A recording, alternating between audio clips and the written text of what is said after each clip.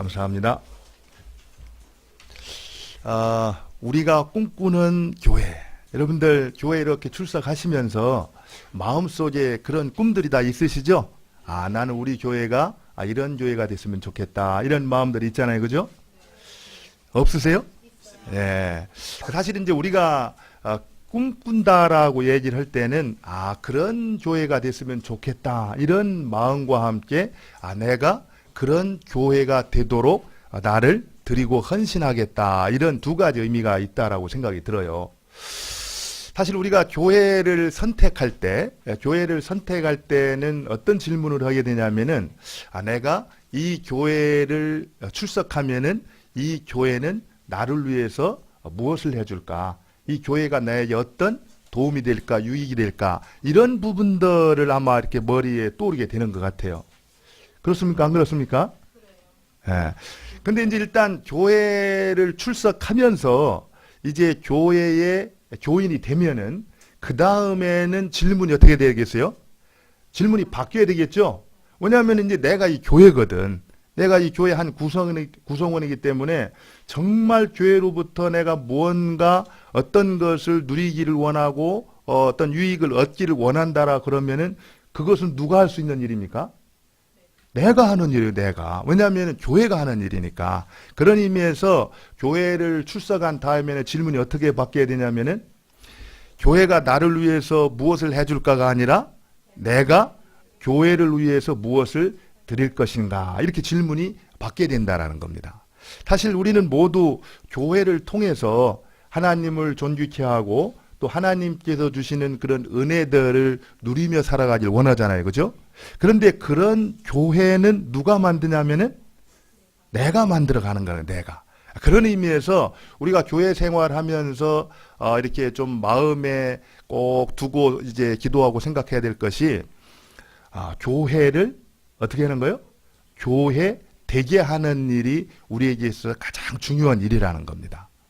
여러분들 가만히 생각해 보면은 교회를 교회되게 하는 그 부분보다는 늘 우리는 행동주의에 이렇게 사로잡혀 가지고 교회를 통해서 무슨 일인가를 하고자 하는 어떤 사명에 붙잡힐 때가 많이 있어요.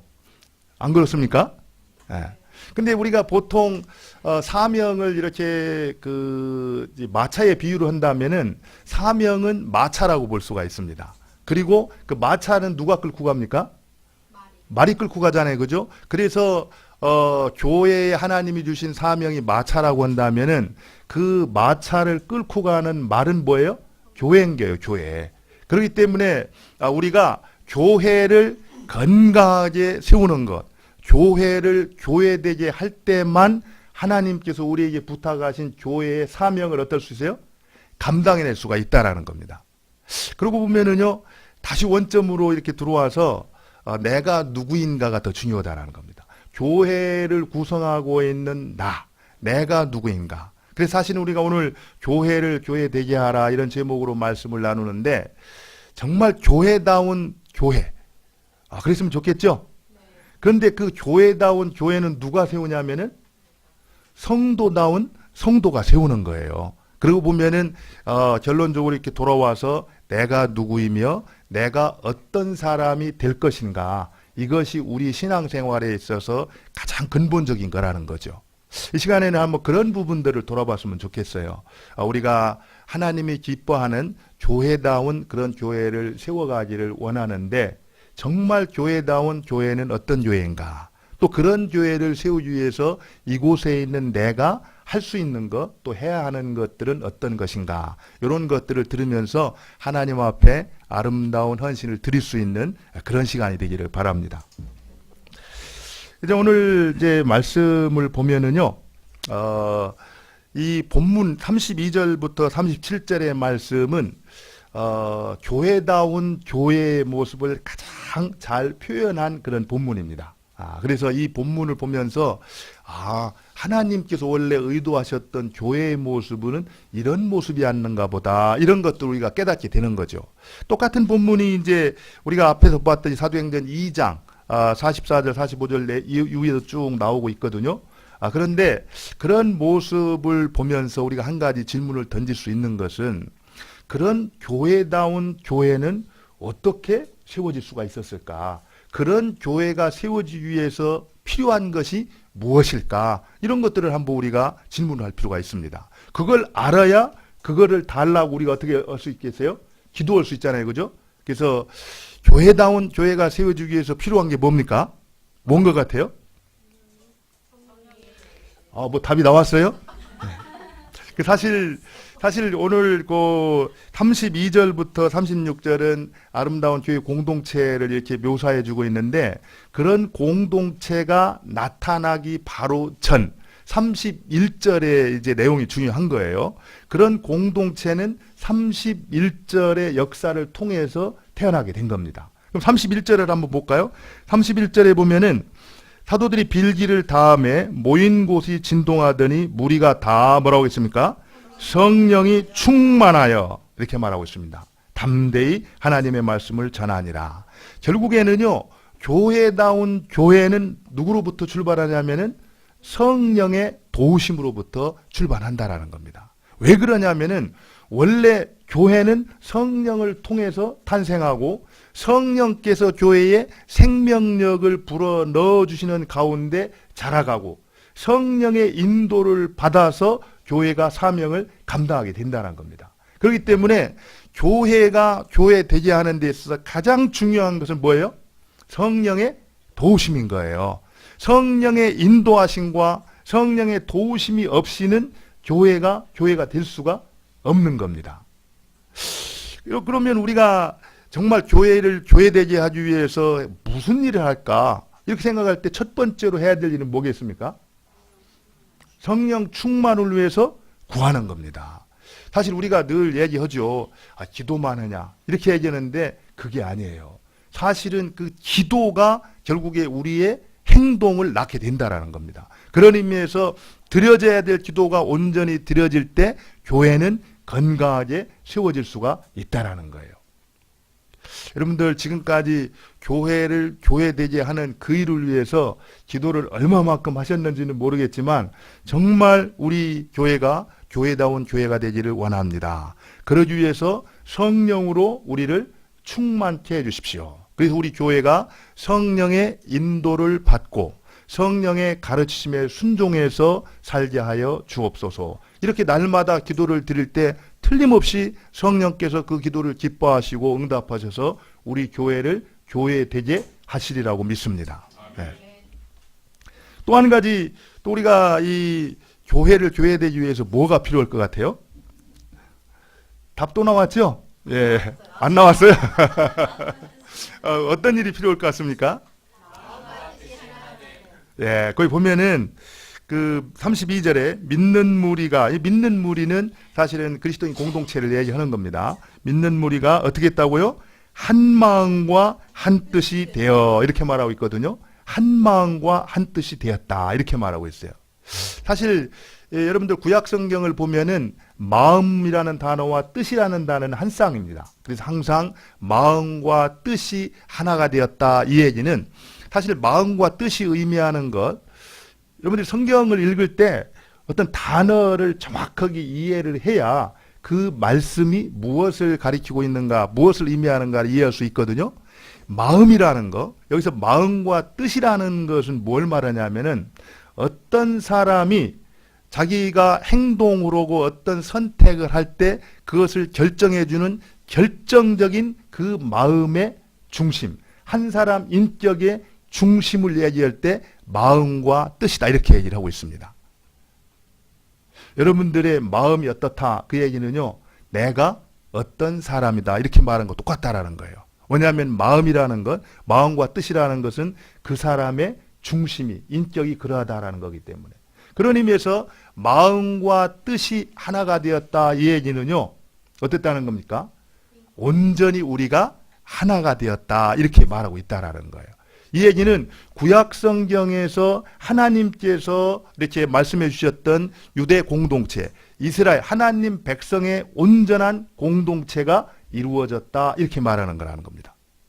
또 한 가지, 사실 이 본문을 기록한 사람이 누굽니까? 누가 기록했죠? 누가가 기록했어요. 누가. 그 누가는 이방인 중에 그리스도인 된 사람이었기 때문에 헬라 문화에 굉장히 그리스 문화에 익숙했던 사람입니다. 근데 그리스 문화에 의하면은 여러분들 아리스토텔레스 아시죠? 아리스토텔레스의 그 윤리학에 보면은 하나님의 뜻이라는 얘기가 나와요. 하나님의 뜻, 그냥 뜻, 그 뜻이 하나가 됐다는 얘기가 나오는데, 뜻이 하나가 되었다라는 표현이 의미하는 게 그 사랑의 공동체를 은유적으로 표현할 때 뜻이 하나가 되었다 이렇게 표현하고 있다라는 겁니다. 그럼 여기서 마음과 뜻이 하나가 되었다 이렇게 말할 때 표현은 구약 이스라엘 백성들 가운데에는 유대인 공동체가 꿈꾸었던 그 이상적인 공동체가 이루어졌다 이런 얘기고, 또 유대인 공동체 말고 지금 이제 보통 이 사도행전의 배경을 이루어지고 있는 그 헬라 이 로마적인 그런 배경 속에 있었던 사람들이 또 꿈꾸는 공동체가 사랑의 공동체였는데, 바로 그 사랑의 공동체가 교회 공동체를 통해 어떻게 있다는 거예요? 성취가 되었다라는 걸 이 말씀을 통해서 선포하고 있다라는 겁니다. 그러니까 결국에 성령이 충만했던 바로 그 교회 공동체를 통해서 하나님께서 의도하셨던 이스라엘 공동체 이상이 실현되었고, 그 당시 그리스 로마 사람들이 추구했던 사랑의 공동체 이상이었다는 거예요. 성취가 됐다라는 거예요.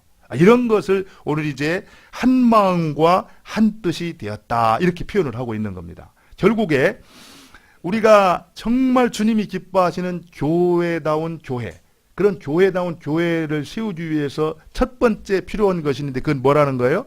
성령의 도우심이 필요한 것이고, 두 번째는 우리의 마음이 서로 하나가 되는 거라는 겁니다. 그리할 때 우리는 비로소 하나님께서 원하시는 교회다운 교회로 세워질 수가 있다라는 거예요. 그런데요, 오늘 이렇게 내용을 쭉 보면은 이 마음이 하나가 되었다 이렇게 나오고, 그 다음에 하나가 된 마음, 그 사랑의 공동체가 된 그들의 표현으로서 어떤 일이 벌어지는 걸 볼 수 있어요? 어떤 일이 벌어집니까? 그들이 한 마음 한 뜻에서 무슨 일을 했죠? 거기 보니까 모든 물건을 서로 통용했다 이렇게 얘기하고 있습니다. 자기의 소유를 내 것이라 하지 아니하고 형제들과 됐다는 거예요? 나누었다 이런 얘기래요. 여러분 아세요? 그 공산당 선언을 이렇게 썼던 이 칼 막스가 이 본문을 통해서 공산주의에 대한 영감을 얻었다는 거 아십니까? 어쨌든 뭐 그렇게 말을 하면서 이런 것들은 이미 실패한 거야 이렇게 말하는 사람들이 있어요. 공산주의 봐, 공산주의 그렇게 했는데 안 됐잖아. 근데 그런가요? 사실은 이 본문에 대해서 학자들의 이해가 여러 이해들이 있어요. 첫 번째로 이제 자기의 소유를 내 것이라 하지 아니하고 유무상통했다. 이 얘기에 대해서 그게 이 시대에 가능한 일이야? 뭐 이렇게 말하면서 아마 그때는 예수님이 당장 재림하신다라는 임박한 어떤 종말론에 입각해가지고 그때 특별한 상황에서 그렇게 한 것뿐이지 지금 이 시대에는 맞는 것이 아니다. 이렇게 해석하는 사람들이 있습니다. 여러분 어떻게 생각하세요? 뭐 그렇게 들릴 것도 같죠? 그리고 또 어떤 사람들은 또 그렇게 얘기를 해요. 이것은 한번 이 초대교회가 공동체를 세워가면서 우리 교회가 존재해야 될 어떤 이 존재 방식으로서 한 모델을 실험적으로 시도를 했었는데 공산주의자들이 그랬던 것처럼 실패한 거다. 또 이렇게 말하는 이제 주장들도 있습니다. 여러분 어떻게 생각하세요? 그런 것 같아요? 잘 모르겠죠? 근데 사실은요, 이 말씀을 가만히 살펴보면은 이 초대교회 요 당시만 있었던 것이 아니라 실제로 여러분들 초대교회의 어떤 신앙 교육의 안내서라고 볼 수 있는 디다케라는 이제 책이 있거든요. 그 디다케 안내서의 내용에 보면은 이런 내용이 있어요.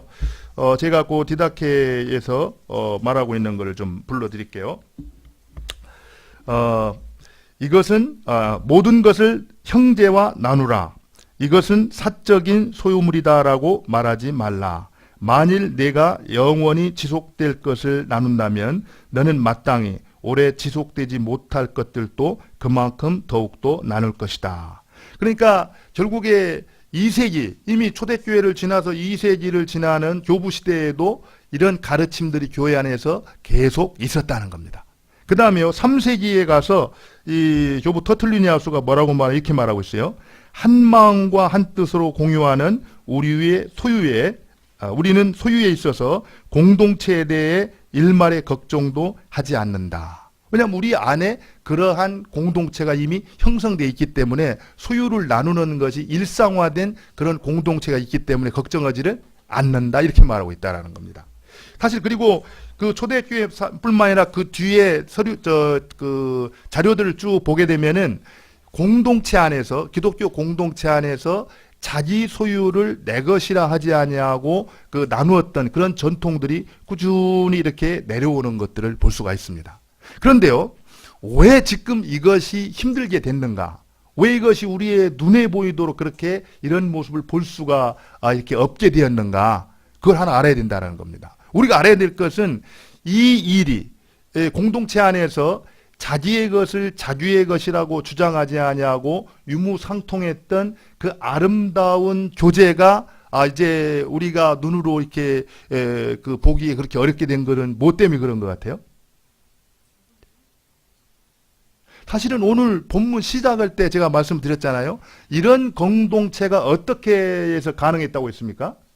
성령 충만해서 그게 가능했다라 그랬어요. 근데 실제로 성령이 충만해가지고 교회 공동체 안에 성령이 밀려 들어오게 되면은요, 이전에 우리가 가졌던 사고방식과 생활방식과는 다른 사고방식과 생활방식을 갖게 된다라는 겁니다. 경제에 대해서도 또 다른 관점을 갖게 된다라는 거예요. 그 이전에는 내 것은 내 것이다라는 자기 소유의 의식, 그리고 공동체지만 우리 공동체를 우리를 하나라고 보기보다 어떻게 합니까? 나와 타인으로 보게 된다라는 거예요. 여러분들 굉장히 중요한 관점이거든요. 우리가 한 가족이고 하나다라고 보는 거하고 나와 너라는 타인으로 보는 거하고는 완전히 다릅니다. 여러분 누가 이렇게 그 기쁜 좋은 소식을 이렇게 얻었을 때 우리 가족, 우리가 하나라고 생각할 때 어때요? 그 기쁨이 같이 좋아지고 기쁘잖아요. 그죠? 근데 그게 아니라 가끔 가다가 이렇게 막 시기심이 나고 막 이럴 때 있죠. 그죠? 그럴 때는 어떤 생각이 듭니까? 그거는 결국에 그가 우리가 아니고 우리 가족이 아니고 타인이라고 생각할 때 그런 일들이 생길 수 있어요.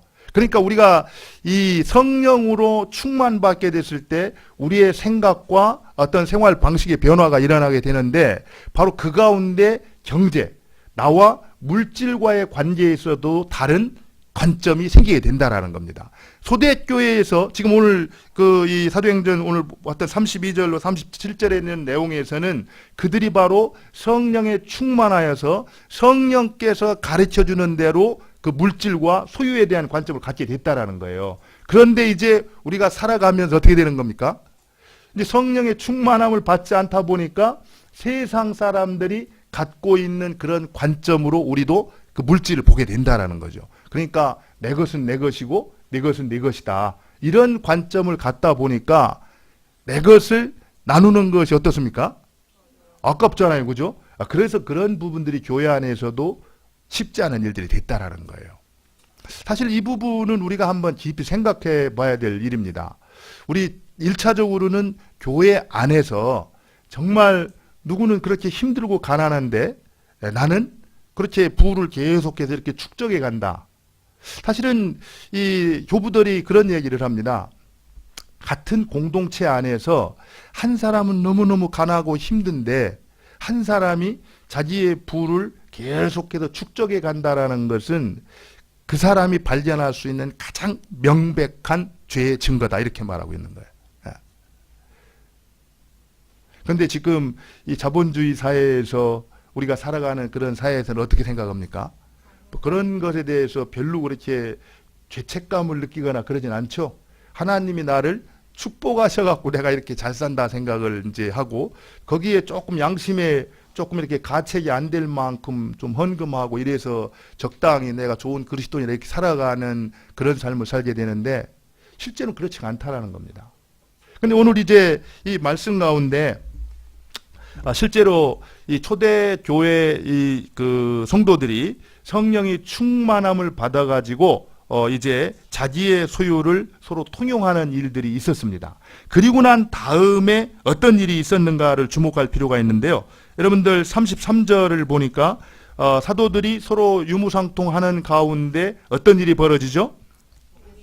네, 같이 한번 33절 읽겠습니다. 시작. 사도들이 큰 권능으로 주 예수의 부활을 증언하니 무리가 큰 은혜를 받아. 예. 사실 이 유무상통하는 것 내용, 그리고 사실은 34절 이하에 보면은 유무상통함으로 인해서 그 결과가 어땠는가를 보여주고 있잖아요. 근데 바로 그 중간에다가 누가가 어떤 내용을 이렇게 기록하고 있냐면은 복음을 증언했다라는 내용을 쓰고 있거든요. 굉장히 중요한 일입니다. 우리가 복음 증거하는 걸 해야 됩니다. 교회의 본질적 사명이에요. 근데 복음 증거가 어느 때 왕성하게 역사할 수 있는가, 그 복음을 듣고 주님 앞에 돌아오는 자들이 많아질 수 있는가, 이거를 이제 오늘 본문을 가르쳐주고 있다라는 겁니다. 결국에는 우리가 사랑을 전하고 하나됨을 이렇게 선포하지만 실제 교회가 그러한 삶을 살아내지 못한다라고 한다면 어떻다는 거예요? 그 메시지는 울리는 꽹과리가 될 수밖에 없다라는 거예요. 그런데 오늘 본문에 나오는 이 처음 교회 성도들은 그렇지가 않았다라는 겁니다. 그들은 실제 메시지대로 어땠다는 거예요? 살았다라는 거예요. 그래서 특별히 가난한 자들의 필요를 채워주는 일, 내 것을 내 것이라고 여기지 않냐고 서로 나누는 그 일들을 통해서 어땠다라는 거예요? 우리가 진짜 하나라는 것을 증명할 수가 있었다라는 겁니다. 그러니까 그들이 나가서 복음을 전할 때 듣는 자들 어땠다는 거예요? 큰 은혜를 받고 주님 앞에 돌아왔다, 이렇게 말하고 있다라는 겁니다. 사실 그런 의미에서요, 우리가 복음을 전하는 일, 그 일과 실제 교회 안에서 우리가 어떤 삶을 살아내는가는 굉장히 중요한 관계가 있다라는 거예요. 여러분들 이 요한복음 17장 21절에 보면은요, 이런 내용이 나와요. 내가 아버지 안에, 아버지가 내 안에 있는 것 같이 저들로 서로 뭐라고요? 하나가 되어 우리 안에 있게 하사. 그 다음에 이런 얘기가 나옵니다. 세상으로 하여금 아버지께서 나를 보내신 것을 믿게 하옵소서, 이렇게 하거든요. 그러니까 결국에 우리가 복음을 전한다라는 것은 세상이 예수 그리스도 그분이 하나님이 보내신 메시아, 구원자라는 것을 믿게 하는 거거든요. 그런데 그 일이 어떻게 이루어지냐면은, 어떻게 이루어진다고요? 복음을 전하는 교회가 우리가 서로 하나가 되어 사랑하고 섬기며 살아가는 그 모습을 통해서 세상은 어떻다는 거예요? 하나님이 보내신 예수 그리스도를 믿게 된다라는 겁니다. 그런 의미에서 우리가 또다시 원칙으로 돌아오는데요. 하나님께서 우리에게 주셨던 사명, 복음 전도의 그 사명을 우리가 정말 충성스럽게 감당을 해야 되는데, 그러기 위해서도 우리는 해야 될 일이 뭐라는 거예요? 교회 되게 하는 일에 힘써야 된다, 이런 얘기입니다. 그럼 한번 좀 질문을 해볼게요. 여러분들은 교회 되게 하고 있습니까? 내가 정말 교회 되게 하기 위해서 지금 어떤 일을 하고 있는가를 한번 돌아봤으면 좋겠어요. 사실 굉장히 참 여러분들의 귀한 헌신이 있었기 때문에 우리 서울 나눔과 섬김의 교회가 오늘 여기까지 왔다고 생각이 들어요. 저는 이제 오늘 비도 이게 오고 그랬지만 조금 이렇게 교회 일찍 와서 이렇게 보면서 뭐 다른 날도 마찬가지지만 주일날 예배를 위해서 섬기시는 분들 한 분 한 분을 볼 때 모르겠어요. 여러분들은 편히 이렇게 와서 자리에 앉아서 예배를 이렇게 드릴지는 모르는데, 결국에 이런 예배를 통해서 하나님의 말씀을 듣고 하나님을 알아가기 위해서 뭐 누구는 일주일 전부터, 누구는 며칠 전부터, 누구는 당일 아침 일찍 와서 곳곳에서 귀한 사랑의 섬김들이 있습니다. 그런 사랑의 섬김들, 손길들을 통해서 교회가 교회 되어가고 있는 거예요. 이제 그런 일들이 하나씩 모여서 교회를 아름답게 세워가는데, 또 잘 생각해 보면요, 그런 섬김이 몇 사람들만의 일이 아니고 우리 교회에 속한 모든 사람들이 참여를 한다. 그러면 교회가 어떻게 될까요?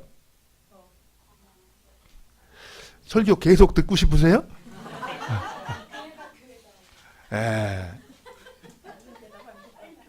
그러니까 우리가 사실은 아까 서두에도 제가 처음에 교회를 선택할 때는 교회가 나를 위해서 무엇을 해줄까 이렇게 질문하지만 교회가 된 다음부터는 내가 교회를 위해서 무엇을 할까 무엇을 드릴까 이렇게 질문한다고 했잖아요. 근데 결국에 그렇습니다. 정말 소수가 헌신을 한다면은 그 소수의 헌신만큼만 우리가 누리게 되는 겁니다. 그런데 모든 성도들이 함께 교회다운 교회, 하나님이 기뻐하는 그런 공동체가 되기 위해서 자기가 처한 그곳에서 헌신을 하고 드리게 될 때 교회는 어떻게 돼요? 그만큼 풍성한 은혜를 우리가 누리고 경험하게 된다라는 거예요. 그런 의미에서요, 지금까지도 잘 해오셨지만 오늘 이후로 한번 그런 질문을 해보세요. 나는 우리 교회가 교회되게 하기 위해서 내 위치에서 내 역할, 내가 가진 것을 통해서 어떻게 섬길 수가 있을까? 이런 부분들을 한번 질문하시고 그렇게 실천할 수 있기를 바랍니다. 그러면 틀림없이 이번 주보다 다음 주, 다음 주보다 그 다음 주가 더 풍성하고 하나님을 존귀케 하는 그런 공동체로 세워질 것입니다. 사실 제가 오늘 말씀을 준비하면서요, 한 가지 여러분들하고 좀 나누고 싶었던 게 있었는데, 사실 우리가 이제 교회를 출석하면서 또 하나님을 믿으면서 우리의 삶이 이렇게 아름답게 회복되어진다 이렇게 말하는 것은 사랑이 점점 아름답게 자라간다 이렇게 말할 수 있거든요. 근데 실제로 오늘 본문에 나왔던 사람들이 아마 그런 사랑을 나눴으리라고 보는데, 사실 오늘 찬양을 제가 이렇게 드리면서도 그 찬양 가사 가운데 그런 메시지를 많이 이렇게 받게 됐어요. 그 12세기에 아주 교회, 메마른 교회의 생명력을 이렇게 불어넣었던 클레르보 버르나드라는 이 형제가 있었습니다. 근데 그 형제가 자기 자신의 이 삶을 쭉 통찰하는 가운데, 정말 내가 이렇게 하나님 앞에서 정말 이렇게 형편없는 그런 죄인이었구나. 이제 그런 것을 깨닫는 것부터 하나씩 회복이 되어서 하나님을 사랑하는 사람으로 이렇게 자라가는 과정을 이제 이렇게 소개를 했는데, 거기에 보면은 그런 얘기를 하고 있어요. 이제 사랑의 첫 번째 차원은요, 나를 위해서 나를 사랑하는 차원이라고 그럽니다. 여러분 잘 들으세요. 두 번째 차원은 나를 위해서 하나님을 사랑하는 그런 차원이 있대요. 그리고 세 번째는 하나님을 위해서 하나님을 사랑하는 차원이 있고요. 그리고 마지막 차원이 하나님을 위해서 나를 사랑하는 단계가 있답니다. 조금 이렇게 얘기가 어려울 것 같은데요. 나를 위해서 나를 사랑하는 것은 어떤 사랑이냐면은 어린애들이 태어나면서부터 갖게 되는 사랑이래요. 모든 사람이 그렇잖아요. 그죠? 자기를 위해서 자기를 사랑하는 거. 근데 이제 어느 날 이제 예수님을 알게 돼가지고 교회를 출석하면서 그리스도인이라는 이름으로 살아가게 될 때, 그때는 어떤 사랑을 하게 되냐면은 나를 위해서 하나님을 사랑하게 되는, 그렇게 해야 나한테 유익이 되니까. 그런 의미에서 그런 사랑은 엄밀한 의미에서 그 그리스도인이라고 볼 수는 없겠죠. 하나님의 어떤 이제 백성이라고는 볼 수 없을 겁니다. 하나님과 인격적인 그런 만남을 가졌다고 볼 수 없어요. 우리가 그런 사랑이라면 빨리 돌아서야 되는데, 이제 세 번째가 뭐냐니까 하나님을 위해서 하나님을 사랑하는 단계라는 겁니다. 이 얘기는 내가 하나님을 믿고 그분을 만나다 보니까 내가 이처럼 참 악한 죄인인데도 불구하고, 그리고 하나님 앞에 사랑받을 만한 그런 것이 하나도 없는데도 불구하고 무조건적으로 나를 용서하시고 사랑하시는 그 하나님을 어땠다는 거예요? 깨닫고 알게 됐다라는 거예요. 그러니까 이제 그 하나님을 사랑하게 되더라는 겁니다. 이 정도 되면은 인격적으로 하나님을 만난 사람들의 사랑이라고 볼 수 있는데, 그런데 이 버르나드가 말한 마지막 단계의 사랑은 뭐라고 말하냐면은 하나님을 위해서 나를 사랑하는 거. 좀 말이 좀 어려울 수 있는데요. 내가 내 모습을 봐도 하나님을 믿고 주님을 따른다라고는 하지만 여전히 내 안에 뭐가 있어요? 상처가 있고 약함이 있고 참 하나님 앞에 부끄러운 것들이 있잖아요. 그죠? 그런데 그 부분까지도 하나님을 위해서 사랑하는 자가 될 때 온전히 내 삶 전체가 하나님 앞에 드릴 수가 있다라는 거죠. 그러니까 여러분들 아까 비교하지 말라. 그리고 우리 안에 연약한 것들까지도 그냥 이렇게 그대로 받아주고 사랑하라는 그런 말을 했는데, 사실 우리가요, 교회 안에서 정말 하나님이 기뻐하는 교회를 되기 위해서 우리가 좀 이렇게 품어야 될 사랑이 있다면은 그런 사랑이 아닌가 생각이 들어요. 사실 내가 싫어하는 거, 그래서 내가 못마땅해가지고 용납하지 못하는 것이 있으면은요, 항상 그건 다른 사람에게도 마찬가지 적용이 됩니다. 그래서 정말 비록 내가 이럼에도 불구하고 하나님께서 나를 사랑하시는 그 하나님의 사랑을 기억하면서 또 형제 자매에게 어떤 연약한 부분이 있을 때 그도 하나님께서 사랑하신 지체요 형제 자매라는 걸 생각하면서 서로 용납하고 사랑해 갈 수 있는 그런 우리 공동체가 됐으면 좋겠다, 이런 생각이 듭니다. 이제 오늘 마지막으로 이 36절과 37절에 보면은 한 사람의 모델을 이렇게 소개를 합니다. 누구를 소개하고 있죠? 우리 36절과 37절 한번 볼까요? 한번 같이 읽겠습니다. 시작. 구브로에서 난 레위 족속이 있으니 이른바 요셉이라 사도들이 일컬어 바나바라 하니 그가 밭이 있음에 파라바밭을 가지고 사도들의 발 앞에 두니라. 누가 나옵니까? 바나바가 나옵니다. 바나바는 이제 구브로 태생이라고 그랬고 레위 족속이라고 그랬어요. 그리고 뭐라고 말하고 있습니까? 별명이 있다 그랬죠? 별명이 뭐라고요? 별명이 이제 바나바라고 했어요. 바나바. 근데 바나바는 위로의 아들이란 뜻이다. 영어 성경으로는 sort of encouragement라고 해서 격려의 사람이다, 이렇게 표현을 하고 있습니다. 근데 사실 이 바나바의 일생을 보면은 오늘 본문에서는 바나바가 어떻게 했어요? 자기의 소유를 다 팔아서 사도들의 발 앞에 두었다. 교회가 가난한 사람이 있을 때 그 가난한 사람의 도움을 채워주기 위해서, 필요를 채워주기 위해서 자기의 소유를 다 팔아서 갖다가 바쳤다, 이렇게 나오고 있어요. 그래서 사실 여러분들 원래 레위 족속은 땅이 있습니까? 없습니까? 땅이 없어요. 그런 의미에서 아마 이 레위 이 바나바가 구브로 태생이잖아요, 그죠? 그러니까 이스라엘 밖에 있는 어떤 땅을 팔아서 이렇게 드렸을 거다, 이런 얘기도 하고, 어쨌든 이 그 바나바가 자기의 있는 땅 소유를 다 팔아서 이렇게 바쳤다, 이렇게 나오는데 그것도 굉장히 귀한 우리의 어떤 좋은 모델일 수 있어요. 왜 그러냐면은 자기의 있는 것, 소유를 형제의 필요를 채워주기 위해 나눴다라는 건 귀한 거잖아요, 그죠? 근데 나중에 이제 여러분들이 그 9장에 가면은 사도 바울이 이제 원래 사도 바울의 전력을 보면은 굉장히 무서운 사람이었잖아요, 그죠? 교회를 핍박하던 사람이었고 예수 믿는 사람들을 잡아다가 감옥에 가두려고 다메섹으로 내려가다가 예수님을 만났잖아요, 그죠? 그래가지고 그 이전의 이력 때문에 예루살렘 공의회가 사도 바울을 사도로 이제 인정을 하거나 받아들이지를 않을 때였어요. 그때 결정적으로 바울에 대해서 신원 보증을 했던 사람이 누군지 아세요? 바나바였습니다. 바나바. 근데 사실 여러분들 신원 보증을 한다라는 게 우리가 알지만 그게 쉬운 일은 아니잖아요, 그죠? 특별히 그 잘못 보증을 썼다가 이렇게 어려움을 당할 수 있었을 때 보증을 쓴다라는 것을 굉장히, 특별히 이 예루살렘 사도들로 하여금 너도 급해지 이래가지고서는 아주 이렇게 어려움을 당할 수 있는 그런 가운데에서도 이 바나바는 어떻게 했다는 겁니까? 사도 바울의 신원 보증을 해주면서 사도들이 그를 받아들이도록 도움을 주었다라는 거예요. 그뿐 아니라 실제로 안디옥 교회가 일꾼이 필요했을 때 직접 다소까지 찾아가서 사도 바울을 어떻게 했어요? 데리고 온 사람도 누구였습니까? 바나바였어요. 바나바. 사실 이런 것들을 보면은 저는 이 바나바가 자기가 가지고 있었던 것 가지고도 했지만 자기의 포지션, 자기의 위치를 통해서도 누군가 격려하고 도울 수 있는 부분을 철저히 도왔던 사람이다.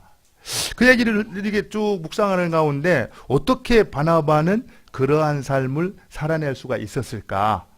저는 결국에는 자기 자신의 정체성이 누구였는가를 바나바는 정확히 알았다는 겁니다. 내가 누구인가? 여러분들 내가 누굽니까? 자기 자신이 내가 누구인가를 질문할 때 여러분들 어떻게 정의를 할 수 있어요? 여러 가지로 정의할 수 있지만 예수님께서 아버지께서 나를 세상에 보낸 것 같이 나도 너희를 보낸다 이렇게 말씀하잖아요. 그러고 보면은 우리는 모두가 다 어떤 사람입니까? 보냄을 받은 자예요. 보냄을 받은 자. 그리고 하나님께서 내게 어떤 물건을 맡겨주실 때 우리가 그런 것들을 어떤 관점에서 이해하는 게 중요하냐면은 그것이 내 것이다, 내 소유다 이럴 것이 아니라 하나님께서 하나님의 뜻을 위해서 그때 나에게 어떻게 했다는 거예요? 맡겨주신 것이다. 그래서 나는 소유자가 아니라 어떤 자? 관리자다, 청직이다. 이 생각이 있을 때 결국 우리가 하나님께서 주신 물질을 하나님의 뜻대로 사용할 수가 있다라는 겁니다. 저는 여러분들이 오늘 말씀을 듣는 가운데 참 그런 이제 결단이 있었으면 좋겠어요. 실제로 성령에 충만하여서 초대교회는 하나님께서 기뻐하는 그런 교회가 될 수가 있었습니다. 그걸 위해서 우리 교회가 교회다운 교회가 되도록 나도 우리 교회가 성령 충만하기를 기도해야 되겠다. 그리고 내 자신이 먼저 성령 충만한 삶을 살아야 되겠다. 이런 결단이 있기를 바랍니다.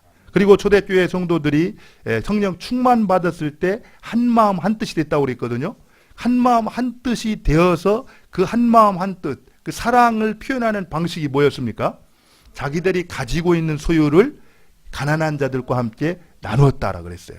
사실 오늘 이제 본문에 제가 언급을 안 했지만 그 나누었을 때 결국에 이 34절에 보면은 어떤 결과가 나옵니까? 그 중에 가난한 사람이 없었다 이렇게 말하고 있어요. 이 얘기는요 신명기 15장 4절에 정확히 얘기합니다. 너희들이 내가 말하는 대로 순종하게 되면은 너희 공동체 안에는 가난한 사람들이 없게 될 것이다 이렇게 말을 해요. 다시 말하면은 이 세상에는 늘 가난한 사람들이 있게 마련이라는 겁니다.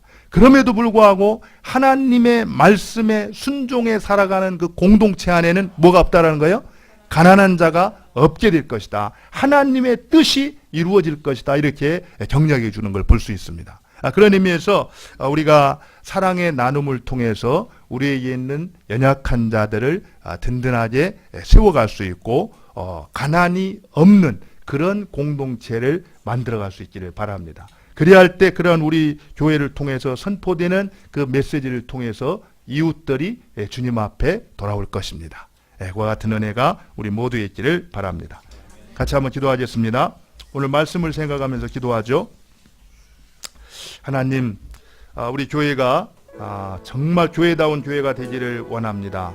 이를 위해서 성령으로 충만케 하옵소서.